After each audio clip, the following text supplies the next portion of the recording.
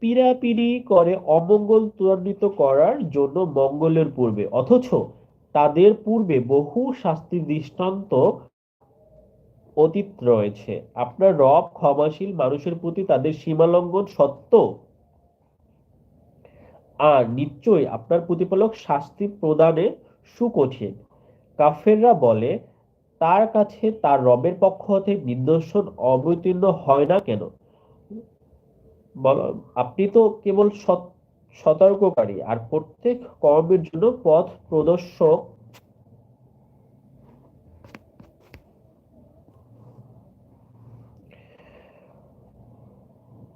আপনি তো কেবল সতর্ককারী আর প্রত্যেক কওমের জন্য পথ প্রদর্শক আছে। নিশ্চয়ই আল্লাহ জানেন নারীর গর্ভে যা ধারণ করে এবং জরায়ুতে যা কিছু সংকুচিত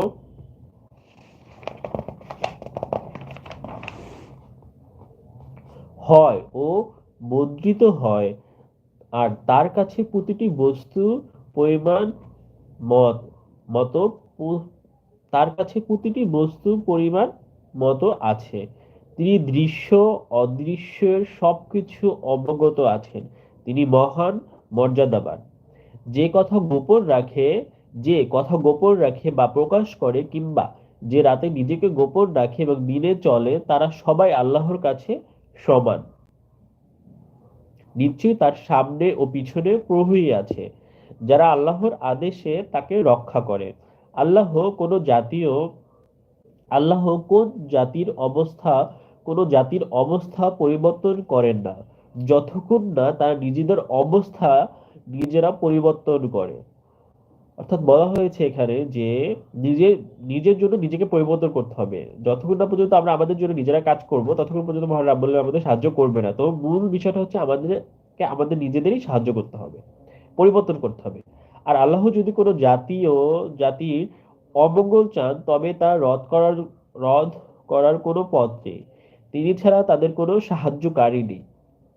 তিনি তোমাদেরকে বিজলি দেখান, যা তোমাদের ভয় ও আশা সঞ্চয় করে। তিনি ভারী মেঘমালাকে উত্থিত করেন। বজ্র ও ফেরেশতারা ভয়ে তার প্রশংসা ও তাসবিহ করে। আর তিনি বল বর- আর তিনি বর্জ্য পাঠান, আর যাকে ইচ্ছা তা দিয়ে আঘাত করেন। তারপরও তারা আল্লাহকে নিয়ে ঝগড়ায় লিপ্ত হয়, অথচ তিনি মহা শক্তিধর। সত্যের আহ্বান একমাত্র তার জন্যই নির্দিষ্ট। এরা তাকে ছাড়া অন্যকে আহ্বান করে এরা তাকে ছাড়া অন্যকে আহ্বান করে, যারা তাদের আহ্বানে কোনো সাড়া প্রদান করে না।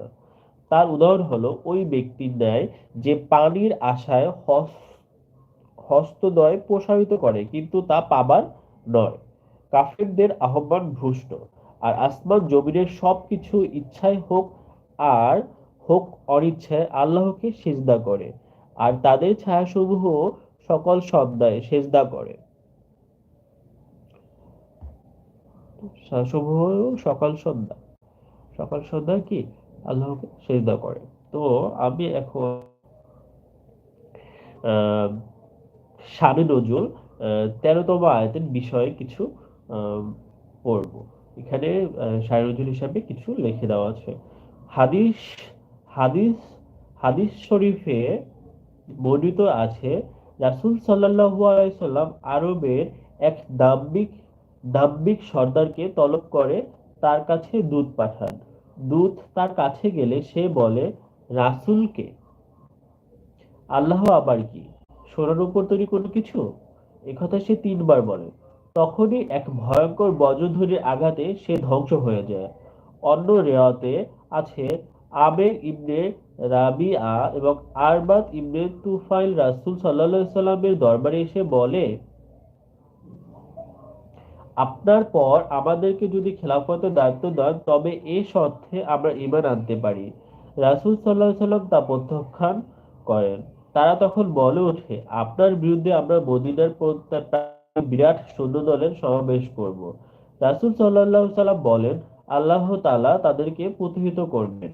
এরপর তারা পথে বেরিয়ে আসলে আরবাদ বজ্রের আঘাতে মারা যায়। তুফাল মহামারীতে আক্রান্ত হয়ে মারা যায়। অত্র আয়াতে এই প্রসঙ্গই নাজিল হয়েছে।